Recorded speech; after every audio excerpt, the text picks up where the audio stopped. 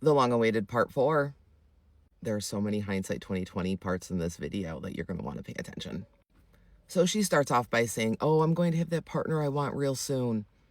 Thought it was a super strange thing to say, but okay. And, again, hindsight's 2020. She continues on by saying, I can't do this anymore. It has been a loveless relationship and a roommate situation for months and months. I love you, but I'm not in love with you anymore. To me, loveless means just that. Absence of love, there's no love between the two people on a friendship level or more than that. That's just me. If you disagree, have fun in the comments. Those are also the same exact words I said to her in regards to my relationship with Charles, but there's a big difference here. She was still acting like a partner, hugging me, kissing me, I love you, going with me to appointments, showing care and concern for my well-being, and even planning the holidays. I'm not going to do that with someone that's just a roommate. My walls were up and I was still gutted.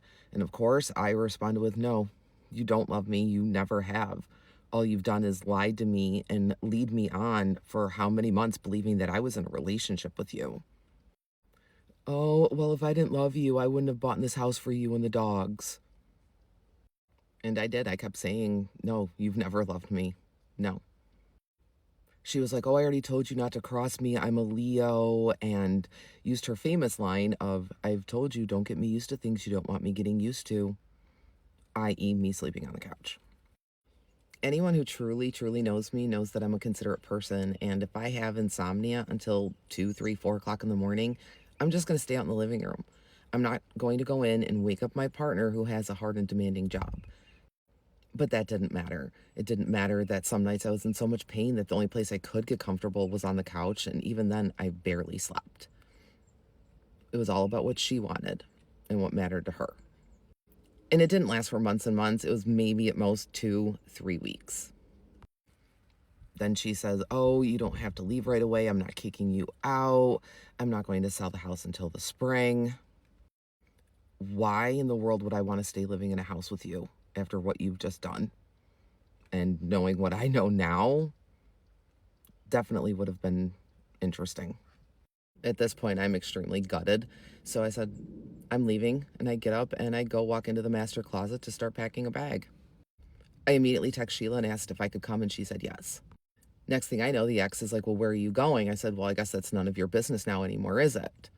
I asked her if she could please take care of my dogs for a night or two, and she resisted until I told her, how many times have I watched your dog when you've gone out of town for work? Oh, well, I guess you're entitled to a night or two. Entitled?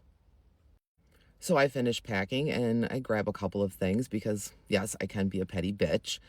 And I put the jacket she got me from Costco, the Ewok stuffed animal that she bought me post-radiation, a Grinch hat, and random toothpaste that she bought on TikTok because she was oh so concerned with my oral health, and put them on the leather chair by her desk. She asked me why I did that, and I said, well, these were not purchased for me out of care and love, so why would I want them? As I go to leave, I say to her very nicely, please don't contact me while I'm gone other than if something happens with the dogs. And she did not like that and stormed out after me, demanding that I roll down my car window, to which I replied, you're not my mother. I don't have to listen to you.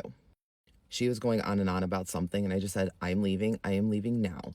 If I don't, I'm going to open my mouth and say things that are very hurtful and things that I very likely will regret.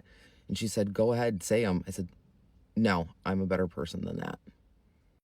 And because I am petty at times, I roll my window up, back out of the driveway, and then I'm like, nope, roll the window down and yell to her, hey, you never know, maybe I'll get into an accident like Alex supposedly did, and drove off.